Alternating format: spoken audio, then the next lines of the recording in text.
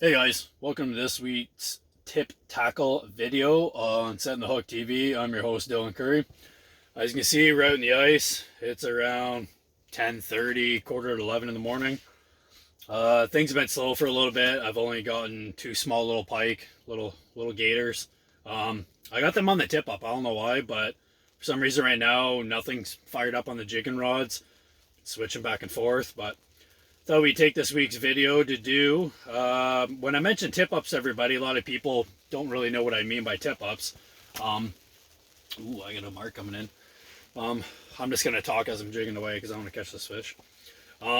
Tip ups. A lot of people don't know when you're ice fishing, you're allowed two lines in the water, jigging with one, and then you're allowed a tip up. A tip up is basically just a spool of line unmanned. You put a hook on it, a sinker, and whatever bait you want. Most people use minnows. You toss it out and then you rig it somehow where when a fish bites it and takes it, then a flag comes up. They're just bait fish. Who cares? So I got a tip up here. There's a couple different types of tip ups. Again, I'm not really what's wrong, what's right, etc. I'm just finding what works best for me. These ones are called thermal tip ups. You probably see these at Canadian Tire. Frabill makes them. This is a Rapala one. I have a couple different ones, so I have two Rapala ones and two Frabill ones. My Frabill ones I try to keep for my pike tip ups, so I generally run them with a heavier duty, different heavy leader, so a 17-pound fluorocarbon leader. My walleye ones, 10-pound fluorocarbon leader. They all have the same main line. I use 50-pound Power Pro braid. Stuff like that. Obviously, my pike ones have a bigger treble hook on it. I think my walleye ones, I'm not really sure what size, but not sure if you can see that, but just a little guy of a hook. And then my pike ones, they're just a little bit bigger, just a size bigger. So tip ups, yeah, they are a very good versatile tool. The reason why I like these thermal ones is, as you can see, it's round. It sits on the hole like this. It obviously prevents the hole from freezing over. So, you got a flag like that. These bells I put on by myself. You can buy the bells separately at Canadian Tire, where you can buy these tip ups. I like the bells just because if you don't have the bells, like I got a tip up right now, and it's like instead of looking every 2-3 minutes, just watching it like that, I put a bell on it, and it's about 10-15 yards away. All of a sudden, like, you hear the jingle. So if I'm sitting here going and I hear the bell, all of a sudden I look over and it's like, oh, good. So I'm not paying close attention to it. So anyway, you basically, you drill your hole, sits on it just like that. And then you have your electronics down, you run it. So I got my treble hook, got a sinker, then I run to a barrel swivel, as you can see. So this is my walleye one. So I have a 10-pound fluorocarbon leader to a barrel swivel. I like barrel swivels. Some people can do the uni knots, double uni knots. Go for it. Yeah. So, and then when you set it, there's two different settings. There's a soft setting and a hard setting. But generally, you have your treble hook tipped with your minnow all the way down. You put your electronics in, keep feeding the line down till you get your bait about a foot off the bottom, and then you set it like this, as you can see. So the side that it's set on right now is mainly sent for walleye. So when the line barely touches it a little bit, just a bit of a fucking, geez, I got a little tangle here. Anyway, we'll worry about that later. So for walleye, so it's barely just going to be a quick little tip. So if a fish comes and touches it, just slightly. No, that's not working. Jeez, this is why I hate these freaking just videos. There we go. Now we're cooking. Okay. Then one of those mornings. Does anybody have one of those mornings where just nothing's going right? I got out here and I end up switching spots before I got those pike, and just my heater fell in the snow. I had to dry that out, and holy. So, all right, we're hooked up. So right now, you'll run this. You run your bait down.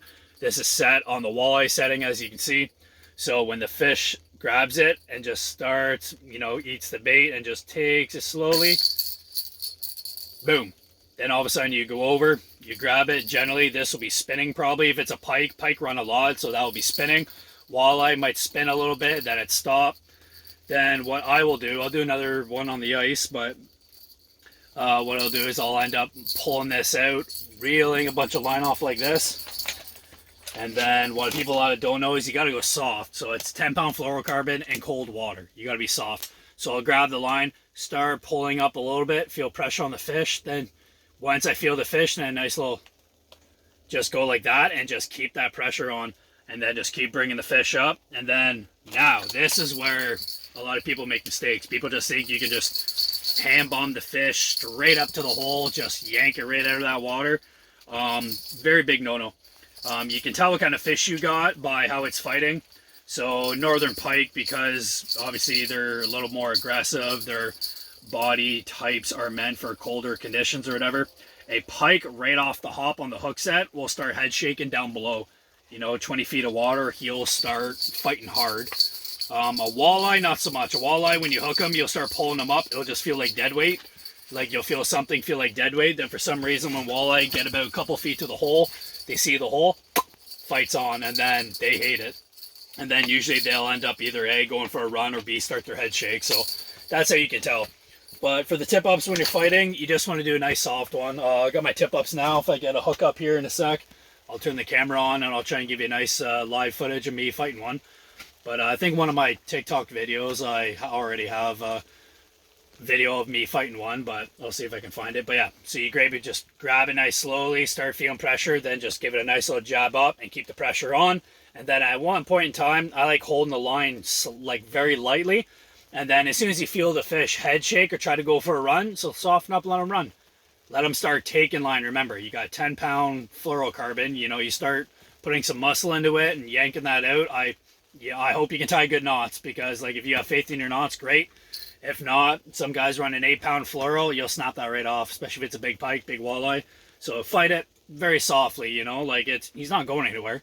You don't got to drag like you do on your rod. This is your drag, right? So you start pulling it up, and if you feel him start head shaking, going for a run, so give him some line, let him go.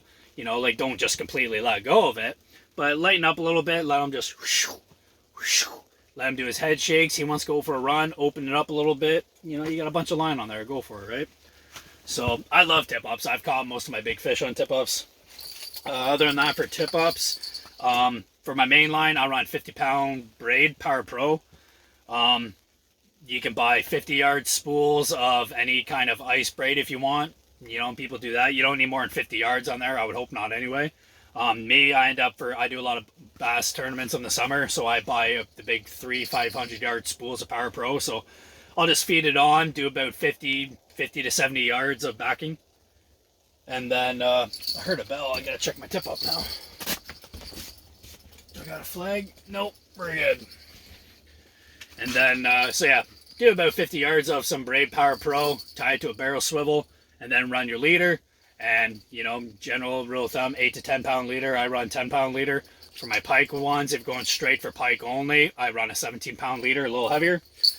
And yeah, tip-ups are a great tool. You're allowed 2 lines in the water. You got that going. These are perfect. But yeah, these are called thermal tip-ups. There's obviously different kinds of tip-ups.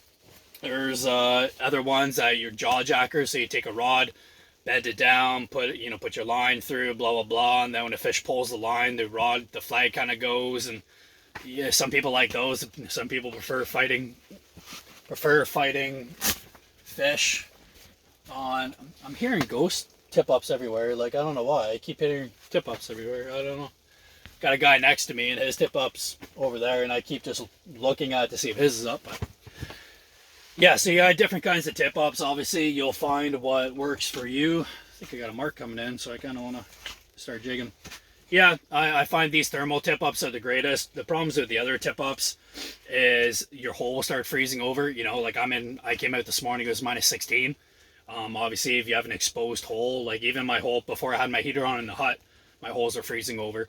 So I like the thermal tip-ups. What you can do is you can build the snow around it, or as you drill your hole, drill it up, drill it out. And then the snow, when it piles up, your tip-up fits perfectly on top. The snow will be an insulator. There's no airflow in there, and it won't freeze your hole. That's why I love these thermal tip-ups. I don't know why more people don't use them. See a lot of guys out here, they're, using the regular tip-ups, or it comes out like a T. Hey, if you like those, all the power to you, but I also don't really, I fish a lot in cold weather, like minus 10, 15, minus 20 sometimes. So I don't really want to be checking the hole every half hour, an hour, because last thing you want to do is hook into a fish and you get there and the hole's frozen, because then now it's gonna probably fray your line, right? But yeah, so thermal tip ups, best bang for your buck. I think this tip up was maybe 25, 30 bucks. You know, you can get 4-pack of bells for 10, 15 bucks, and there you go. You don't have to have the bells, you can have the flag, and there's nothing wrong with that. Just if you're sitting there, you just gotta watch all the time. But I like the bells on it. You can buy little flashlights, so if you're fishing early in the morning or late at night, you know, you have lights on it, and then as soon as the flag goes up, the light turns on. Those are great too. Yeah, that's all I got really to say about tip ups. They're great. I use them. You know, I carry 4 of these around. I don't need 4, obviously, but I like having backups. You know, if a buddy comes out with me, he has one, I have one, we at least have 2 backups. I always have 2 walleye ones, 2 pike ones. Yeah, so that's all I gotta talk about tip ups, and stay tuned for more videos in the future, and subscribe and like the YouTube channel, Setting the Hook TV. If you guys didn't really notice, I do a lot of hunting on there. I'm trying to figure out this filming thing, so I'm going to try and start filming my hunts as well. I do a lot of bass fishing, do a lot of ice fishing as well. So right now it's ice fishing, so you're going to get spammed with a whole bunch of ice fishing videos. So yeah, thanks again for watching this, and